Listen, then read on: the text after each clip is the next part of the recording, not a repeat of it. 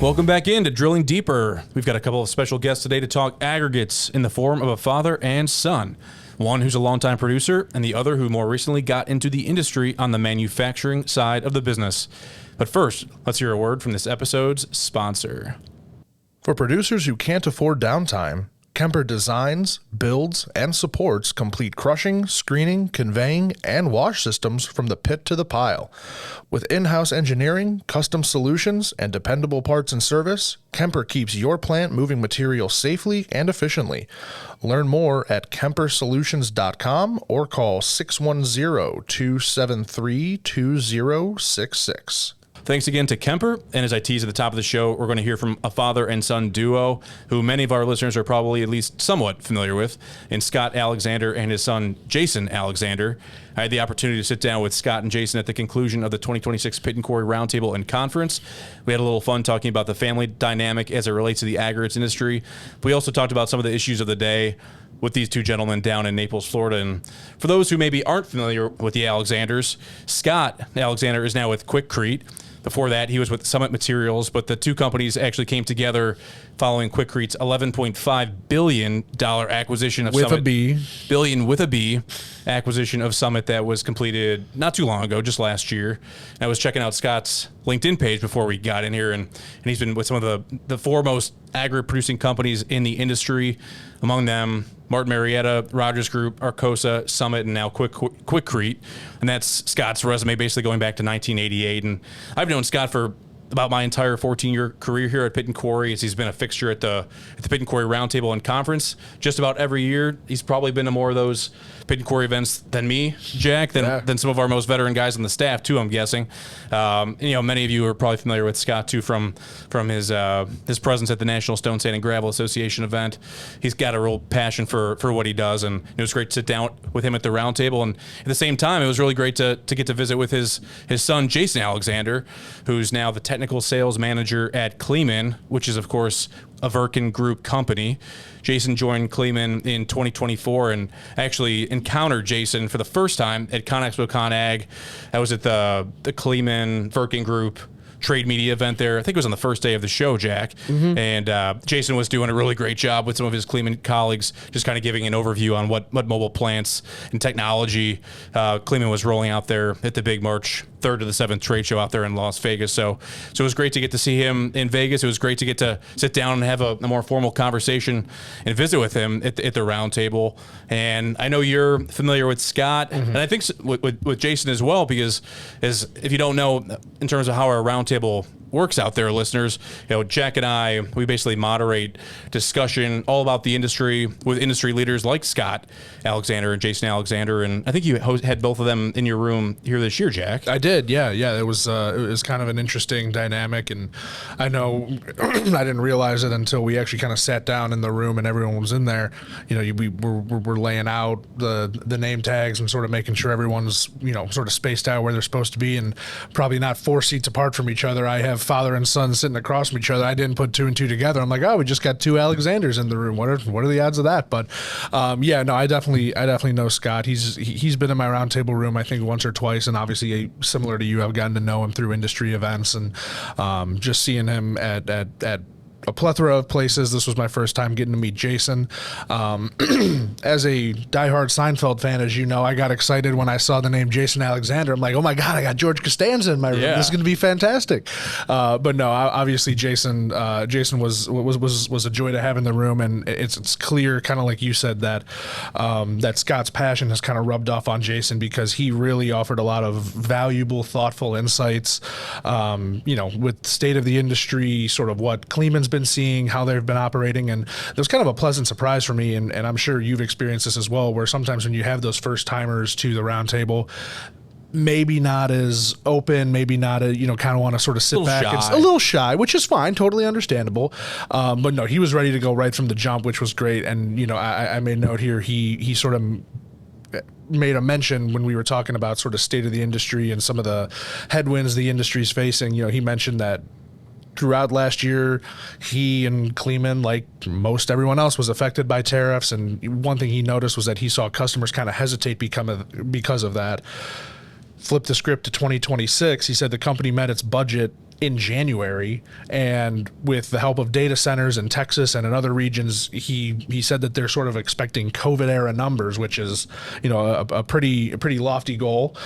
So excited to hear that, you know, they're looking positively in that regard, and very excited to, you know, hopefully work with him and see him at a lot more industry events, see him at future roundtables and future just at future outings within the industry. And then just, you know, to touch back on Scott for a second, again, having him in my room is always a joy. He's, you know, always a very active participant, and he can kind of be the one to sort of get the ball rolling at some points. If you have that awkward silence, 9 times out of 10, it's going to be Scott Alexander breaking that silence, and I am eternally grateful for that. You know, he's someone that, like you ran down his resume with so much time and experience in the aggregate industry. His insights are so invaluable, whether it's sort of looking at the good, the bad, the ugly of it. You know, sort of when he talks, you listen. You know, and additionally, this year was sort of especially unique in that, like you mentioned with that Quikrete Summit deal, he kind of talked about what the last year or so has been like since the acquisition. You know, he offered a look into how the company's aggregate production, that company being Quikrete, has improved or increased following that acquisition, and mentioned that with a lot of migration coming into the regions Quikrete is serving, with that comes an increased demand for aggregates, and because of that acquisition of Summit, they've been able to really help keep up with that demand. So, I mean, I could keep going, but you're going to have to read the rest in our coming issues of Pit and Quarry and on the website to see what the two of them had to say in the roundtable. But long story short, just two very passionate, smart, great people to have in the industry, and I was thrilled to have him in my roundtable room and to get some really good insight from both of them. Yeah, I mean, your last adjectives there, I mean, really descriptive of what make the people of the aggregates industry so great. I mean, you know what, just again, knowing Scott for so long, I mean, he kind of epitomizes the people of the industry. Very smart, knowledgeable. He's not afraid to really just speak his mind and kind of be plain if needed. We've seen that over the years at the Pit and Quarry Roundtable and Conference. And yeah, appreciate you really kind of providing kind of the landscape in terms of what's happening, what they shared at the roundtable, the business environment, kind of their view on things right now, you know, from their seats at Kleemann, but also Scott at Quikrete. The sit down I had at the very end of the roundtable, it got a little bit more personal. You know, it was kind of a great opportunity to have father and son in one place. You know, I think toward the back end of the interview, you're going to hear a little bit about just their take on how things are going. You know, we talked about the workforce a little bit. I just thought it was interesting. You know, you got Scott, who's been in the industry for across, he said 4 decades, but I think it's 5 actually, which may be news to him. I'm not sure. Right. But then you got, you know, a young guy in Jason. When we sat down, you know, he mentioned that he was 30 years old at the time. The interview was not too long ago, in recent weeks. So really just kind of wanted to say kind of yin and yang perspective there. You know, you got a guy from one generation whose son's there also in the industry, probably has his own ideas of how things should operate. And, you know, I think one of the questions I asked these guys, which everyone's going to hear here in a bit, is just, you know, what's it like when you guys are sitting down at dinner together? I mean, we've got a producer over here in Scott, we got the manufacturer, you know, in Jason, and, you know, at the same time, we didn't even mention, you know, Scott's wife, Jason's mother, Lisa Alexander, you know, many of whom our listeners probably are familiar with or met or friends with, even because Lisa's, you know, very, very out front and center at industry events, roundtable, NSSGA, and otherwise. You know, it's very much aggregates oriented family, even beyond Scott and Jason Alexander. So it's kind of just cool to get their personal perspective on things. You know, hear from Jason about, you know, what it was like kind of observing his dad over the years growing up in the industry. So again, like I said, it's the interview we're going to play here just in a moment is, you know, it gets a little bit more personal and again, just salt of the earth guys, epitomize what's great about the industry, and really felt fortunate that we had them in the same place where we happen to be at our roundtable down in Naples this spring to kind of get their take, but also talk about some of the more serious issues at hand and what some of the potential solutions are to those. So with that, Jack, I think we should play our interview with Scott Alexander of Quikrete and Jason Alexander of Kleemann, and Jack and I will come back on the other side. Hey everybody, we've got Scott Alexander, we got Jason Alexander here. Scott with Quikrete, Jason with Kleemann and Virkin Group, and great to have you here. Great to meet you down here in Florida. Jason, how you guys doing today? Doing great. Sunshine outside. Can't complain about that. You know, got to play golf, and we're having some good discussions here, so that's great. Scott, how are things with you these days? I think, well, there's been a lot of changes with Quikrete buying Summit, and it's been just over a year now. So that transition's going very well. The Quikrete's very committed to the industry and to growth, and it makes it an exciting place to be. So, and it's nice being with a private company now instead of public company, because there's different metrics in place that make it a good place to be involved in the industry. Yeah. Part of the reason why I wanted to sit down with you guys, and it must have been at the roundtable in 2025, Scott, where I don't think I realized your son was in the industry, working for Kleemann, working for Virkin, and I saw you at ConExpo. You're doing a great job out there. But no, I just think it's a unique dynamic. We got a father and son, one on the producer side, another on the manufacturer level, and I just think that's an interesting story. So really want to just hear a little bit from you, Jason, about your life growing up. We were talking about family business, and you've been around the industry for a while, Scott. You've got some stories to share, I'm sure. So maybe give us the backstory on the Alexander family in the industry, sure, Scott, and then we'll get Jason and get some takes from him. Yeah. When I got out of the military, I had been in the Marine Corps, and I had Jason's grandfather was in the stone business in Denver, Colorado, and actually he got me an opportunity just out of as a young 21-year-old to get involved. I started as an hourly employee at the Morrison Quarry, a big granite quarry there, and have been in the industry for over 4 decades just doing that. And so Jason's grandfather, he was with, went through several buyouts and whatnot, but, with now Amrise, but it used to be Aggregate Industries and whatnot, but he retired at 87. And so, wow. And he's 92 now, so he's been retired a few years. But yeah. Well, we've kind of had the rock dust in our veins for a while. Yeah. Yeah. Jason, what are your first memories being in the industry, in a quarry, just around all things aggregates? Yeah, no, it's kind of funny. I mean, as you said, 3rd generation. So growing up, it's kind of like I was in a full-scale sandbox. Early memories, just seeing that kind of stuff and going to conventions and being part of that.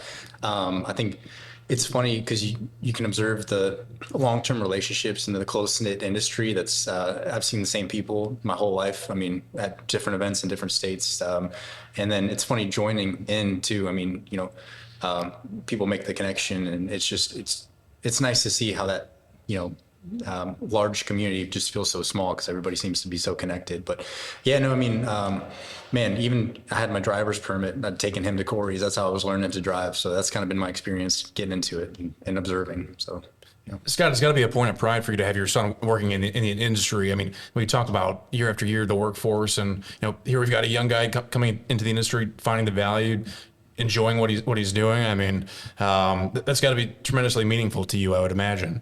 It's super exciting, and when I mentioned I started out in a rock quarry, and with Jason's grandfather he was very active in the National Stone Association, National Crushed Stone then, and industry, and we couldn't go to an event because I would go as just like Jason, just kind of being new to the industry, and he knew everybody, and we could even go to the ConExpo, and I did back then,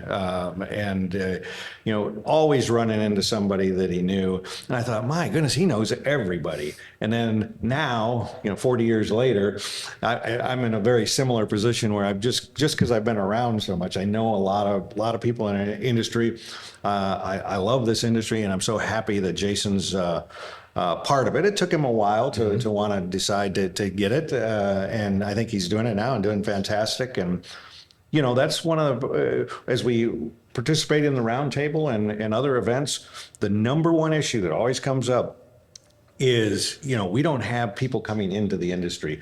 Labor, the talent pool is very, very limited. And what do we do to bring people into the business? And I tell everyone, my employees, people I work with, is you either have it in your blood or you don't. And I mean, there's a lot of people that, they want to come out and drive a big truck or run a loader, and they get out to a quarry and they say, whoa, this environment is not for me. And, but if they've grown up, they've seen what it's like, they understand it, there's a a much greater opportunity that they're going to stay and be involved in it. And I, obviously I'm biased, but I can't think of a better industry to be in than what we are.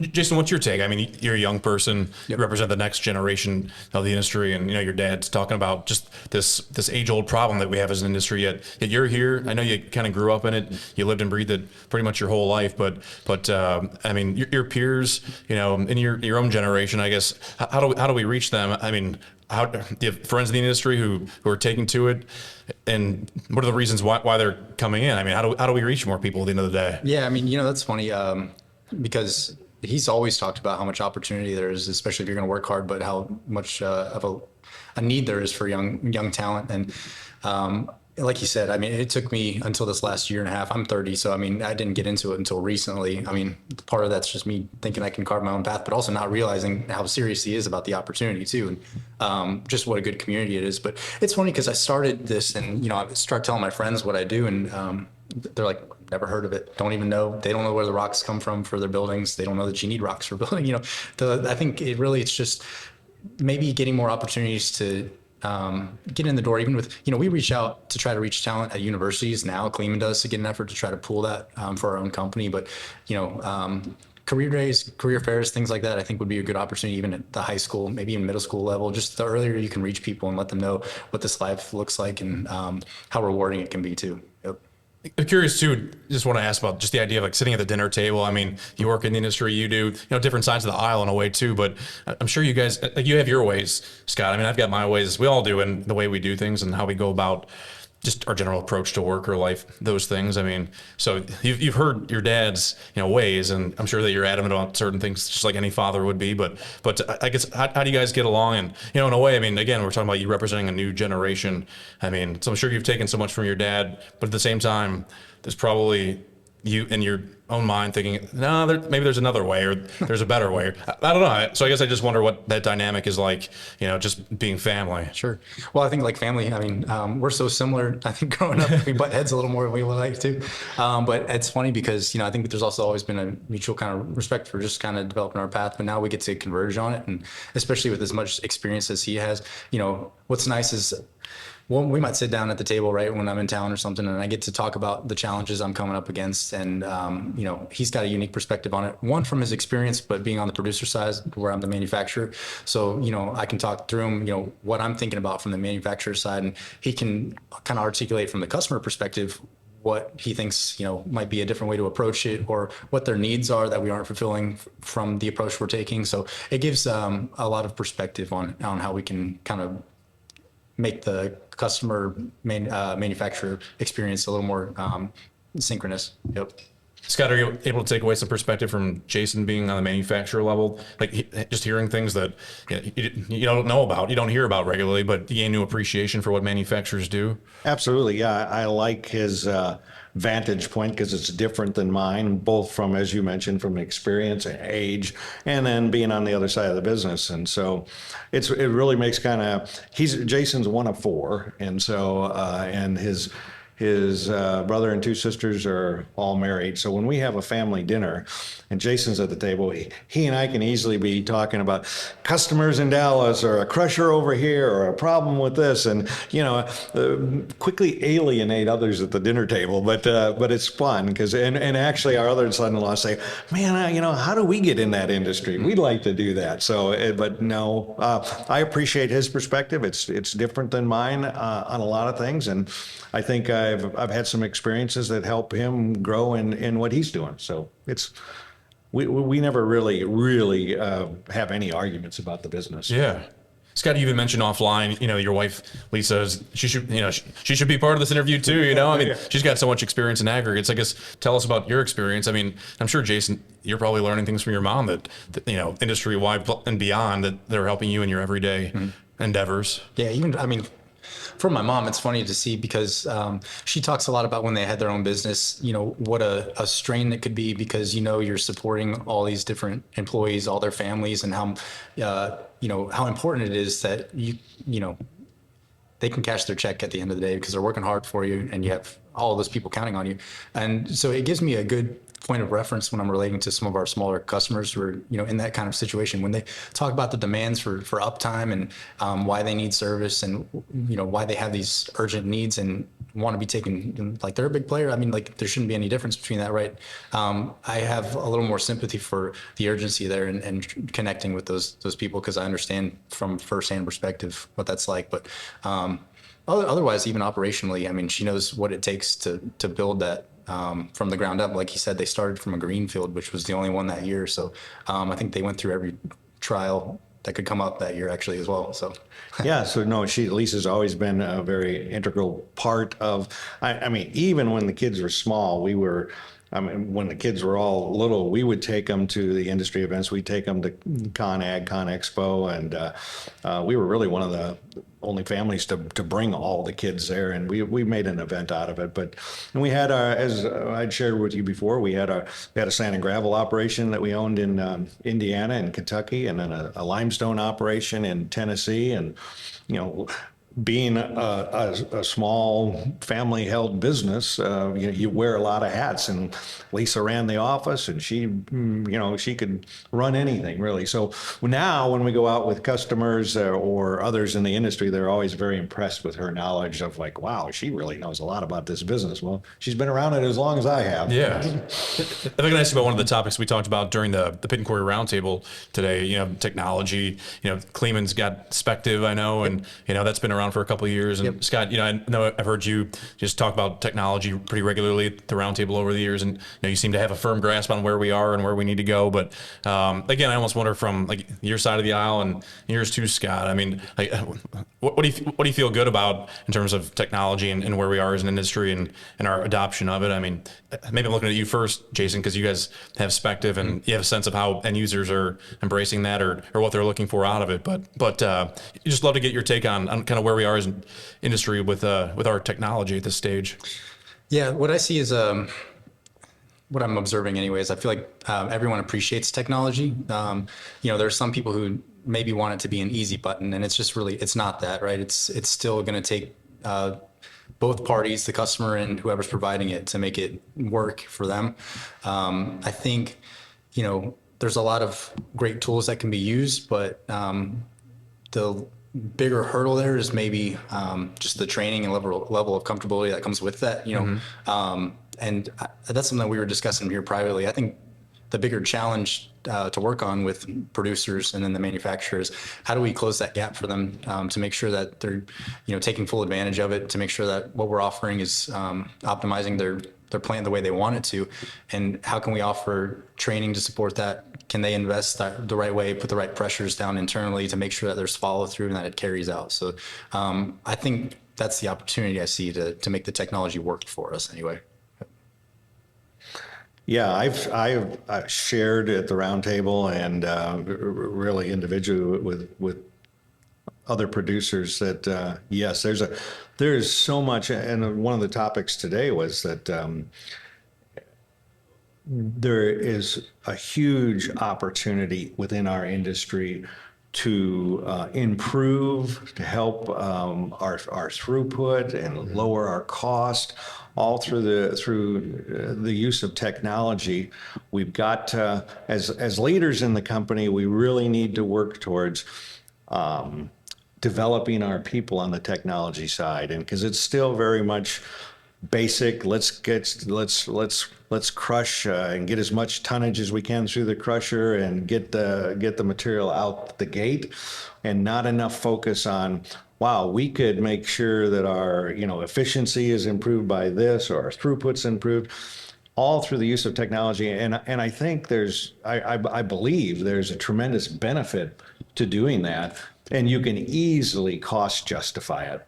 But it's a matter of focusing on it. And if you leave it up to the individual plants, a lot of times they just want to do what they do every day, and getting them to change. As an industry, we've done a great job with safety and changing that whole culture. We need to do the same with technology, because it's out there. There's tremendous ways to improve our efficiencies in production, and we're just not taking advantage of it like we should. Scott and Jason, maybe just one more question for you guys, but we're sitting here, it's April 1st at the Pit Quarry Roundtable Conference, and we talked about technology, we talked about the business environment, a little bit about safety as well. I guess what stood out for you guys today? I mean, you guys came in maybe with one impression of where we are as an industry, or what's something you learned, what's something you're kind of taking away from this event, just talking to your peers, hearing your peers and what it is they're living and doing these days? Honestly, I think still focused on the technology part. AI is going to help a lot with just automated systems, but it doesn't take away the need to still have somebody. It opens up the opportunity where, we have a shortage of the labor force, right? So it really gives people the opportunity to make better use of what they have. I think that's a big takeaway for me. It's not necessarily that we're getting rid of jobs. We're just actually making the jobs that are available more efficient, I think. And then something I'm going to take away personally as a manufacturer is somehow there needs to be a better bridge for us to offer support in the training. Because, we do have some tools like Spective available where, they can be monitoring outputs, from their office mobily, and that's great. We have systems on our crushers to help the plant run more efficiently, but there's, still daily checks, things that are specific to the technology that you may want to monitor. And we need that joint effort, I think, to make sure that it's all working the way it should. Yep. Scott, you've been to a lot of roundtables. Did you take away anything new this time? Something that surprised you even, or? I always take away something new. Yeah. I mean, I was really, there were some technology issues I learned about that I didn't know that was available that I am going to go back and explore and take it to our operations. And I shared with a few of the suppliers here, because there's different areas for improvement, and they're very willing to come in and help train our people. And I mean, I had more than one person come up to me throughout this event and say, "Hey, if you need any, we want to be there for you." And so that made me feel it's incumbent upon myself to really take this back and kind of further develop the tool. But I met people on the dragline side. We do a lot of dragline operations. They were here. I got to know them a little better. Other suppliers that I may talk to or know about, but I get to meet them personally here, and you get that connection when you have dinner with somebody, or have breakfast and catch them in a break, and you have some discussion. It's that's very beneficial, and from my perspective, I mean, I think that the opportunity to network is one of many benefits of participating in the roundtable, which is why I do it so frequently.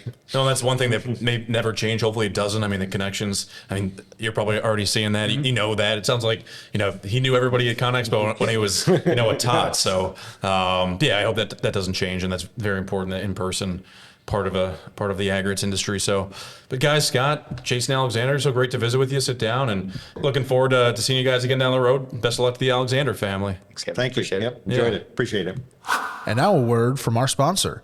Geosonics Vibratech has been leading the seismic industry since 1949.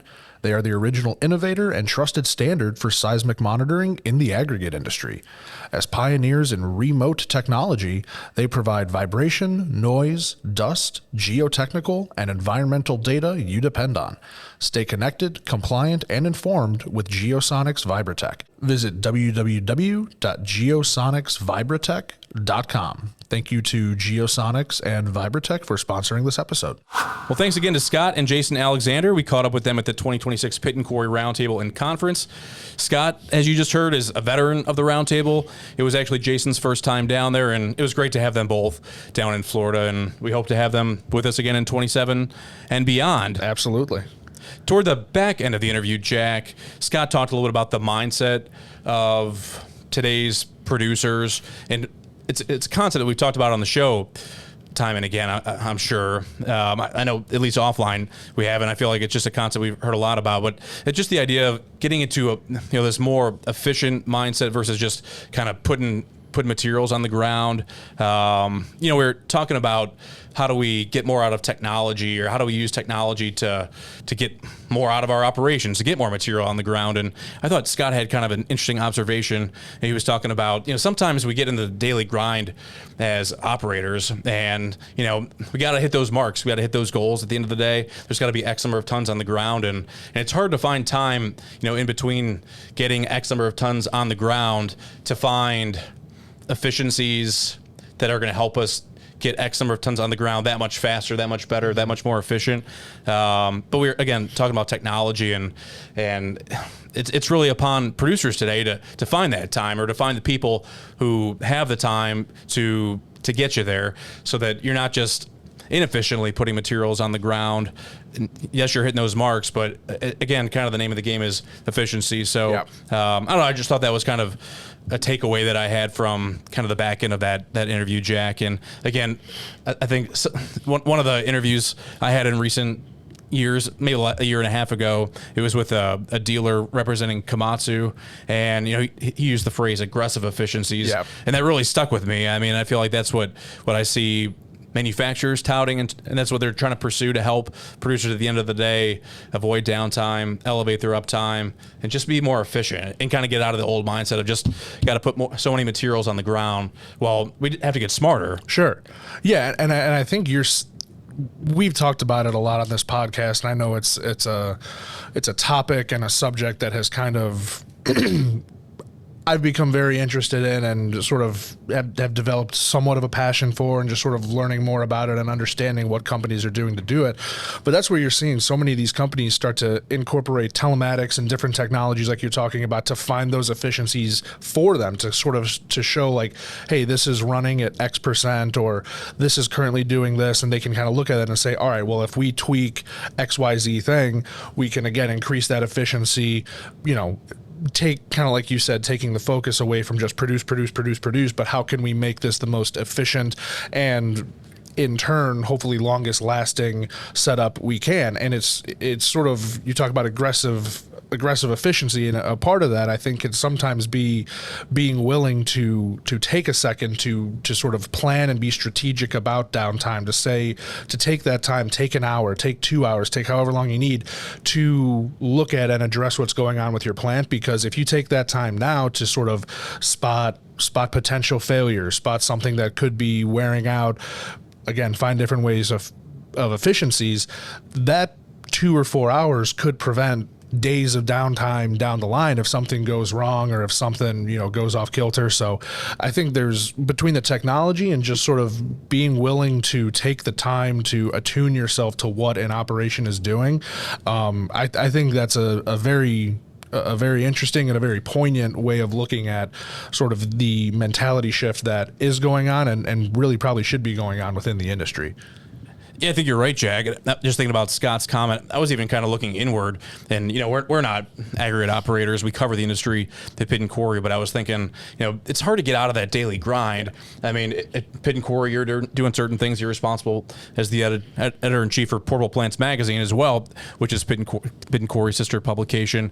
I'm overseeing Pit Quarry every day, and between all the things we're doing, podcast, videos that we put out, digital content, and the magazine that we're putting out every month too. I mean, it's hard to find that time to kind of assess or reassess. Well, how are we doing? Are we doing things in a best way, or could we be doing things a little bit more efficiently? And I think you just from my view, whether you're in aggregates, whether you're in trade publishing, or whatever it is you do, you kind of have to stop now and then, to Scott's point, to try to figure out where you are, if you're dragging or lagging, to try to get ahead a little bit. And for many reasons. I think one, just from a competitive standpoint, if you're going to be the number one producer in your market, or the number one trade publication in your market, or whatever it is you do, I think you have to be great at the daily grind. You have to be great at putting materials on the ground, or putting out a magazine, podcast, whatever. But you have to stop and assess, like, are you doing it the right way? Are you even doing the right things from time to time? And I think we do that with strategic meetings at Pit Quarry. Yeah. And I think probably the most savvy or sophisticated producers out there are doing that, or they have people that are maybe dedicated to strategizing or thinking about the big picture, how things are going to be done in the future. So anyway, that concept that Scott kind of put out there kind of connected with me, and Jack, appreciate your perspective on absolutely. it as well. Yeah. Well, Jack, I think earlier in the show you mentioned, we've got some other Pit and Quarry Roundtable and Conference content available in Pit and Quarry. We have that content kind of all over at this point. I think we've already had a couple shows that emerged from the Roundtable down in Naples, Florida. Our episode 66, not too long ago, a few weeks back, we had George Redden of FMI Capital Advisors on, alongside Bill Duran of Ogletree Deacons, talking about vastly different subject matter, Jack, as it pertains to the aggregates industry. George kind of offered a roadmap and an assessment of where we are as a construction materials industry, while Bill focused on MSHA and what the Mine Safety and Health Administration is up to these days. So check those interviews out on episode 66 of Drilling Deeper. And similarly, we had some guests on episode 64. We had Cody Ladd of Kramer Mining, Ross Duff of Duff Quarry. We had a couple guys on the supply side, Michael Speech of Kemper, Kellen Moylan of TCI Manufacturing, just talking about what's happening out there these days. So we'd encourage you to check out drillingdeeperpodcast.com or go wherever you get your podcasts. That's right. I always wonder, I feel like I hear that phrase all over the place, and we write a lot in the magazine, like go to drillingdeeperpodcast.com or wherever you get your podcasts. I think most people are conditioned to just queue up Spotify or Apple or whatever it is. They know where to get us at this point. So everybody's got their chosen platform. I used to be an Apple guy, switched over to Spotify a while ago, and I haven't looked back. And I'm sure there's one or two people out there that are using Pod Bucket or is that a thing? There's a whole bunch of them out there that I couldn't tell you. I couldn't tell you one thing about the site itself. But hey, if it's got a listener, it's got a listener. And while you're at it, if you're not already watching us, if you're listening, you can find us on YouTube. Our channel's PQTV, so you can watch us there if you're interested in that as well. Your little podfish or whatever. Yeah. What'd you say? Podfish? Pod bucket. Pod bucket? Yeah, okay. I say Mason behind the camera probably knows even more that I've never even heard of. So it made me think of Bill Belichick. What did he say? Snap face. Yeah. Is that what it was? Yeah, I think that was it. Yeah. But anyway. I say I'm feeling old, man. I don't know my podcast platforms. Got to step it up. Look for Drilling Deeper wherever it's available. Yes. At the same time, we've got plenty of recap content. Some of our roundtable discussions are already online. They're in our May and June issues, and we're actually already working on our July edition. We just got our June issue first copies here in the office today as we're shooting this at the back end of May. So look for your June edition in your mailbox if you get it that way. Here, not too far along the way, and our June digital edition should be available just about by the time this podcast drops in the first week of June. So look for our June content. We've got a cover story on Vulcan Materials Franklin Quarry and some other valuable insights that you'll find scattered across the pages of our June edition. So look for that here pretty soon. And speaking of June, Jack, I was kind of just putting a roadmap together, just little bullet points of what's going on with Pit and Quarry. And I remember like 6 months ago, the Hillhead show seemed like it was so far off. And it's like 3-4 weeks away. Yeah. Got to get on a plane, fly to the UK. I'm flying to Manchester for that show. It's June 23rd to 25th, and it'll be the first time I've been there in 8 years, but I'm super excited to get out there. If you're not familiar with the Hillhead show, we probably touched on it on Drilling Deeper in the past, but it's very unique in that it's an outdoor show. It takes place in a retired tarmac quarry, as I believe it's called, the Hillhead Quarry. But they have live demonstrations of portable crushing, mobile crushing, and screening equipment.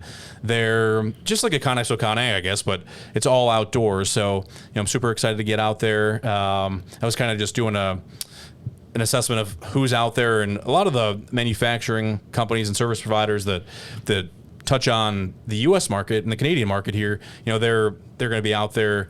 A lot of the content is going to be, very much geared toward the European market.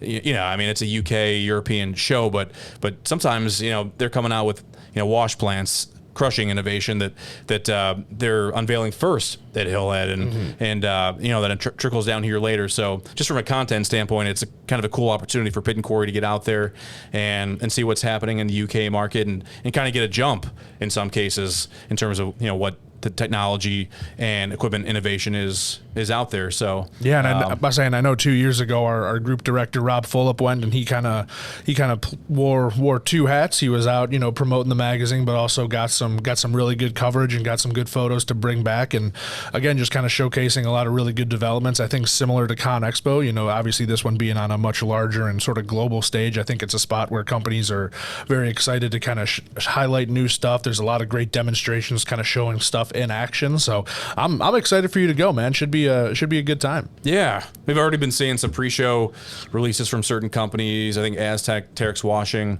Magna, which is a Terex brand, for example, Major Wire.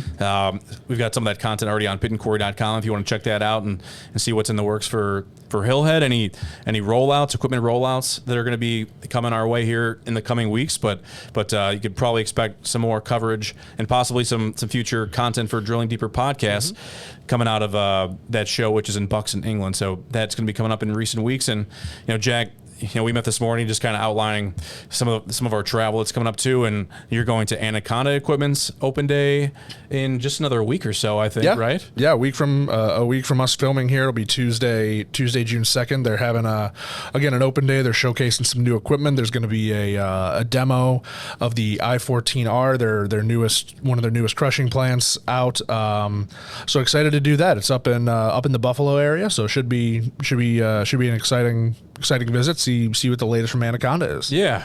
And then kind of along the same timeline, Jack, I'm going to be going to Sylvie Materials, which is a producer that has a bunch of operations, many of which are in New Jersey. Go and check out a couple of their quarries, their aggregate sites, and actually visited with one of their communications people back in November, just to kind of start getting the wheels turn a little bit in terms of Pit and Quarry coming out. So I'm looking forward to visiting with Sylvie, hoping again to have some content for Drilling Deeper and pitandquarry.com and the magazine, all those different platforms that Pit and Quarry's on. So that's right. But I was thinking coming into the show, maybe just something for our listeners to maybe take in, just the idea of, Sylvie reached out to me, like I said, about 6 months ago, just wanting to know, how do we get Pit and Quarry into Pit and Quarry? I mean, they've got some interesting things going on at some of their operations, and basically just started the conversation. So my point, any producers out there listening, you want Jack, you want me to come on out, see what's going on, reach on out to us. We're certainly open and always looking for good stories to tell and share here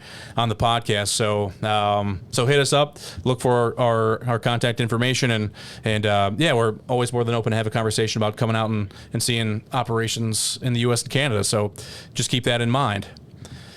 We're getting near the end of episode 68 here, Jack. I know you've already gotten the wheels in motion on episode 69. Tell us what our listeners can expect in another couple weeks here. Yeah, absolutely. So coming to you guys June 16th in a couple weeks, I got the chance to, or I should say we'll be getting the chance to sit down with Dave McCracken, Technical Sales Director at Aztec. We're going to be talking about where Aztec plants are losing money today.